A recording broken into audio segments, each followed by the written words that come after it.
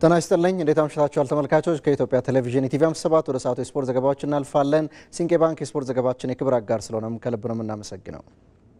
46ኛው የዓለም ሀገር አቋራጭ ሻምፒዮና በነገው ዕለት ይደረጋል። በአንድ ቀን መርሃ ግብር ከ52 ሀገራት የተውጣጡ 448 አትሌቶች እንደሚሳተፉም የዓለም አትሌቲክስ ይፋ አድርጓል። ከነዚህ ውስጥ 246 የሚሆኑት በአዋቂዎች ዘርፍ በሁለቱም ጾታ የሚወዳደሩ ናቸው። የወጣት ዘርፍ በሁለቱም ጾታ እንዲሁም ድብልቅ ሪሌ ሌሎች በ46ኛው ሻምፒዮና ፍክክር የሚደረግባቸው የውድድር አይነት ስለመሆናቸው ነው የዓለም አትሌቲክስ ያስታወቀው። በአዋቂ ወንዶች ዘርፍ ከኬንያውያኑ አትሌቶች ጎን ተከታታይ 2 ጊዜ አሸናፊ የነበረው ዩጋንዳዊ ጃኮብ ኪፕሊሞ እንዲሁም የኦሎምፒክ የብር ሜዳሊያ አሸናፊው ኢትዮጵያዊ አትሌት በሪዮ አረጋዊ ለአሸናፊነት ከሚጠበቁ አትሌቶች መካከል ይገኙበታል። በሴቶች ከ20 ዓመት በታች አሸናፊዋ ኢትዮጵያዊቷ ሰናይት ጌታቸው ይህንን ስኬቷን በአዋቂዎች ዘርፍ ልትደግም እንደምትችለው ግምት የተሰጣት ኬንያዊቷ ኤንገልስ ኒጌቺች፣ ዩጋንዳውያኑ ሳሃራ ቻላጋትና እንዲሁም ጆይ ቺፕሎች ሌሎች በዚህ ውድድር ለአሸናፊነት ትልቅ ግምት የተሰጣቸው አትሌቶች ሆነዋል።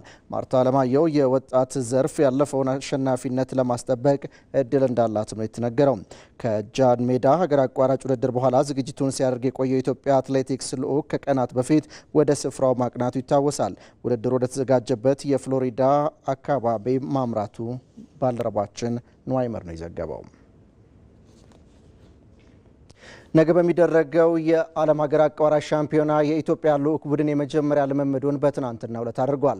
አጠቃላይ በስፍራ የሚገኘው የኢትዮጵያ ልዑክ የቡድን መንፈስም ጠንካራ እንደሆነ በስፍራ የሚገኘው ባልደረባችን ንዋይ ይመር ያደረሰን መረጃ ያመላክታል። ተከታትለን እንመለስ።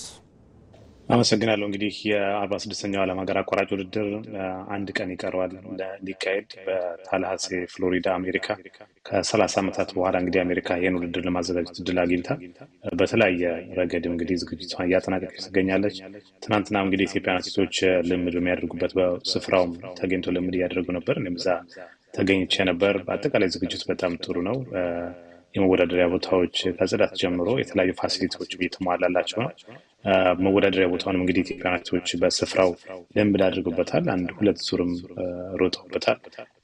የቴክኒክ ኃላፊውም እንግዲህ እንደነገሩ ከሆነ ውድድሩ ቦታው ትንሽ አስቸጋሪ ሊሆን ይችላል። በተለይ ደግሞ የሆነ ቦታዎች ያሉት ጭቃዎች ለአትሌቶቹ ፈታኝ ሊሆኑ ይችላሉ። ስለዚህ እነዛን ሰራናቸው ትሬኒንግ ግን ያንን ፈተና ሊቋቋም የሚያስችላቸው ነው የሚልም ነገር ተናግረዋል። በአጠቃላይ እንግዲህ የኢትዮጵያኖች አትሌቶች ዝግጅት በጣም ጥሩ የሚባል ነው። ብዙዎችም ይጠብቋቸዋል። በዚህ ውድድር ላይ ያለው ቲም ስፕሪት ያላቸው ዩኒቲ ያላቸው ከለርፉል የሆነ የትሬኒንግ መንገዳቸው ትንሽ ለተጋጣሚዎቻቸው በስነ ልቦና የበላይነት የወሰደ ነው።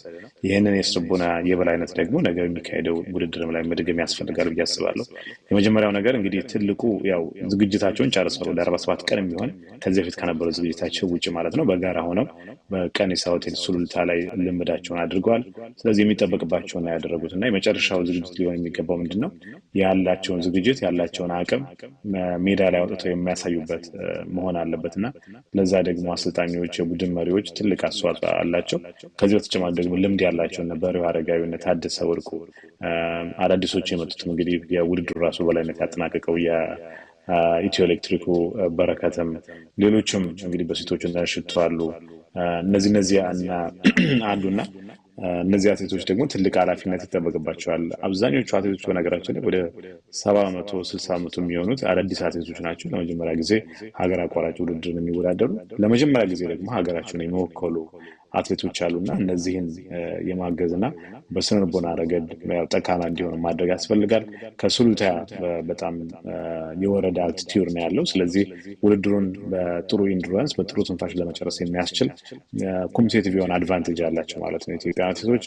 ይህንን እንደ ትልቅ አድቫንቴጅ መውሰድ ያስፈልጋል። ግን በተመሳሳይም ደግሞ የኬንያ፣ ኡጋንዳ ከፈረንሳይ የሚመጡ አትሌቶች የበርካታ አትሌቶች የአሜሪካ አትሌቶችን ጨምሮ የትሬኒንግ የሰሩበት አልቲቲዩድ ላይ ስለሆነ ስለዚህ ተፎካካሪዎቻቸውም ያ ነገር እንዳላቸው መረዳትና የተለየ ታክቲክ ማለማድረግ እነሱ መጠበቅ የሚያስፈልጋል። ከሞላ ጎደል ግን ምንድነው ትልቁ ነገር የእነሱ ዝግጅት በጣም በቂ የሚባል ነው። የኢትዮጵያ ሰዎች ስለዚህ አውጥተው ማሳየት ይጠበቅባቸዋል የሚል ነው። በዚህ ውድድር ላይ እንግዲህ በተለይ በኢትዮጵያ በኩል የሚጠበቀው በሪሁ አረጋዊ ነው። ምንም እንኳን በማጣሪያ ውድድር ላይ አንደኛ መውጣት ባይችልም የኢትዮ ኤሌክትሪኩ በሪሁ አረጋዊ እንግዲህ ባለፉት 3 ተከታታይ የሀገር አቋራጭ ውድድሮች ብቻ ኦሎምፒክ እና ዓለም ሻምፒዮናዎችን ሳይጨምር ተከታታይ ብር ሜዳሊያዎች እንደነበሩት እናስታውሳለን። ኡጋንዳ ላይ በኋላ የተካሄደው የአውስትራሊያ የተካሄደው ውድድር ላይ በቅርቡም በተካሄደው የዛሬ ዓመት በተካሄደው ደግሞ የሰርቢያ ቤልግሬድ የተካሄደው ሀገር አቋራጭ ውድድር ላይ የብር ሜዳሊያ ያለው። ስለዚህ በሪሁ አረጋዊ በዚህ ውድድር ላይ የወርቅ ሜዳሊያ ይጠበቅበታል ማለት ነው። በአቅም ረገድ በውድድር ልምድ ረገድ ምንም የሚወጣለት አትሌት አይደለም። ያን ነገር ደግሞ ያደርገዋል ብዬ አስባለሁ። ይህንን ተከትሎ እንግዲህ በርካታ ተወዳዳሪዎች በሪሁ አረጋዊን ሲያገኙት ፎቶ ለመነሳት ሲሯሯጡ ራሱ አይቻል በጣም የሚያደንቁት እና በጣም ጠንካራ አትሌት እንደሆነ ለማየት ይችላል እና ያን ነገር ማሳየትም የሚጠበቀው ኦማን ጆርዳን ከተካሄደው ውድድር በኋላ ኢትዮጵያ ወንዶች ወርቅ በግል ማለት ነው የወርቅ ሜዳሊያ አላገኘችው። የዛን ጊዜ ኢማና መርጊያ ሆና አሰልጣኝ ሆኗል። እሱ የወርቅ ሜዳሊያ ካስመዘገበ በኋላ የወርቅ ሜዳሊያ በግል አላገኘንም፣ እንደ ቡድን እና በወጣቶች ነው ያገኘነው። በሴቶችም በተመሳሳይ ደግሞ ትንሽ ራቅ ይላል። 2008 ላይ እንደ አውሮፓውያን ዘመን አቆጣጠር ከአንድ 16 ዓመታት አካባቢ በፊት ማለት ነው ጥሩነሽ ዲባባ ለመጨረሻ ጊዜ ወርቅ ሜዳሊያ ካስመዘገበች በኋላ በአዋቂ ሴቶች እንደዚሁ በተመሳሳይ ውጤት መምጣታቸው ወርቅ ማግኘት አልቻለም። ኢትዮጵያ የምትጠብቀው እሱ ስለሆነ ማለት ነው። ስለዚህ ያን ታሪክ የመቀየር ትልቅ ኃላፊነት አለባቸው ማለት ነው። እነዚህ አትሌቶች እንግዲህ ከረጅም ጊዜ በኋላ የሚገኝ የግል የአዋቂ ወንዶችና ሴቶች የወርቅ ሜዳሊያ ሊሆን ይችላል። ለዛ ደግሞ ኢትዮጵያ አትሌቶች እንግዲህ ዝግጅት አድርጓል ብዬ አስባለሁ። እንደሚያሳኩትም ተስፋ አለን። በ14ኛው ሳምንት የሲቢኤ ኢትዮጵያ ፕሪሚየር ሊግ ዛሬ በተደረገ ጨዋታ ሐዋሳ ከተማ ቅዱስ ጊዮርጊስን አሸነፈ። 9 ሰዓት ላይ በአዳማ ሳይንስና ቴክኖሎጂ ዩኒቨርሲቲ ስታዲየም የተደረገው የሐዋሳ ከተማና ቅዱስ ጊዮርጊስ ጨዋታን ሐዋሳ ከተማ 1-0 አሸንፏል። የሐዋሳን ማሸነፊያ ኳስም ሽመልስ በቀለ በ46ኛው ደቂቃ ከመረብ አሳርፏል። በተመሳሳይ ሰዓት በአዲስ አበባ ስታዲየም በድሬዳዋ ከተማና ኢትዮ ኤሌክትሪክ መካከል የተከናወነው ጨዋታ ግብ ሳይቆጠርበት ተጠናቋል። ከ12 ሰዓት ጀምሮ በአዳማ ሳይንስና ቴክኖሎጂ ዩኒቨርሲቲ ስታዲየም በመቀለ ሰባ እንደርታና ሸገር ከተማ መካከል እየተደረገ ያለው ጨዋታ ስቱዲዮ እስከገባንበት ሰዓት ድረስ ግብ አልተቆጠረበትም። የሊጉ ጨዋታዎች ነገም ቀጥለው ሲደረጉ በአዲስ አበባ ስታዲየም ቀን 7 ሰዓት ላይ ፋሲል ከነማ ከኢትዮጵያ ቡና ይጫወታል።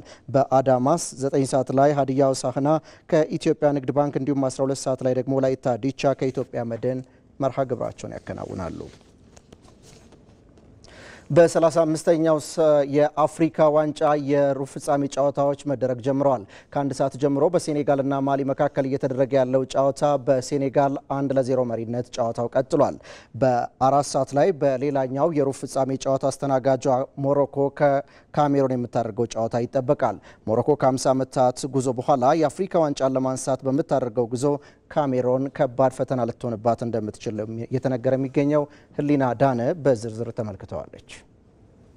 ዛሬ ምሽት 4 ሰዓት ላይ የራባቱ ልዑል መውሊ አብደላ ስታዲየም ተጠባቂውን ጨዋታ ያስተናግዳል። የአሽራፍ ሀኪሚዋ ሞሮኮ ከብሪያን ምቤሞ ካሜሮን የምታደርገው ጨዋታ ከወዲሁ ትኩረትን አግኝቷል። ከአህጉሪቱ ሀያላን ቡድኖች አንዷ የሆነችውና ዋንጫውን በሀገሯ ለማስቀረት ያለመችው ሞሮኮ ከ5 ጊዜ የአፍሪካ ዋንጫ ሻምፒዮኗ ካሜሮን ከባድ ፈተና እንደሚገጥማት ሲገመት የካሜሮን በጨዋታ መንገድ መጽናትና አካላዊ መዋቅር ከሞሮኮ በኳስ ቁጥጥር ላይ የተመሰረተ አጫወትና በሜዳዋ መጫወቷ ከሚያስገኝላት ጥቅም ጋር የሚያስመለክተን የሩብ ፍጻሜ ፍልሚያ ከባድ ፉክክር እንደሚታይበት ይጠበቃል። ሞሮኮ ከ50 ዓመታት በኋላ የመጀመሪያውን የአፍሪካ ዋንጫ ለማሸነፍ እያሰበች ሲሆን የዛሬው ፍልሚያ የአትላስ አንበሶቹ በ1976 ዋንጫውን ካነሱበት ጊዜ ጀምሮ ለረጅም ጊዜ ሲጠብቅ ለነበረው ደጋፊ ጨዋታውን በማሸነፍ ትልቅ ተስፋ የሚሰጡበት ይሆናል ተብሎ ተገምቷል። የአምበሉ አሽራፍ ሀኪሚ ወደ ሜዳ መመለስና የኢብራሂም ዲያዝ ተጽዕኖ እየጨመረ መምጣቱ ይበልጥ ቡድኑን ያነቃቃው ሲሆን በኳታሩ የፊፋ የዓለም ዋንጫ ሞሮኮ ግማሽ ፍጻሜ ድረስ መጓዝ መቻሏ በብሔራዊ ቡድኑ ዙሪያ ያለውን ግምት እንደገና የቀረጸና በ2005 የአፍሪካ ዋንጫ ውድድርም የቡድኑን ደረጃዎች ከፍ ያደረገ ሆኖ ተስተውሏል።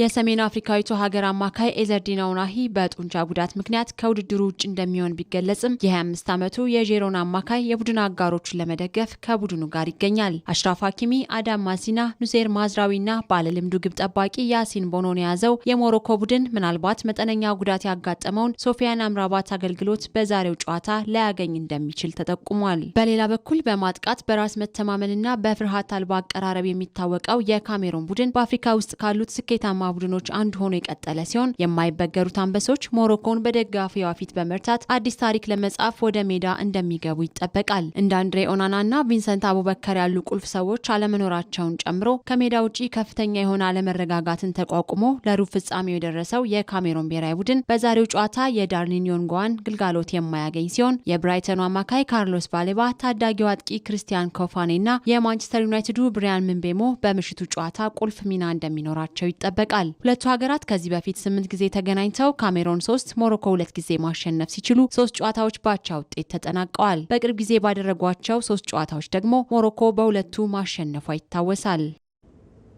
ማንቸስተር ሲቲ አንቷን ሴሜኒዮን አስፈረመ። ሲቲዎች አንቷን ሴሜኒዮን ከበርንማውዝ ማስፈረማቸውን ይፋ አድርገዋል። ጋና የፊት መስመር ተሰላፊ ሴሜኒዮ በማንቸስተር ሲቲ ቤትም የ5 ዓመት ከ6 ወር ውል ማሰሩ ነው የተነገረው። 62.5 ሚሊዮን ፓውንድ እና ተጨማሪ 1.5 ሚሊዮን ፓውንድ ውሃ ሰማያዎቹ ለዝውውር የከፈሉ ሲሆን ከተጫዋቹ ወደፊት ሽያጭ ደግሞ በርንማውዝ 10 ከመቶ ድርሻ እንደሚኖሩ ነው የተነገረው። ተጫዋቹ በማንቸስተር ሲቲ ቤት 42 ቁጥር መለያ እንደሚለብስም ተነግሯል።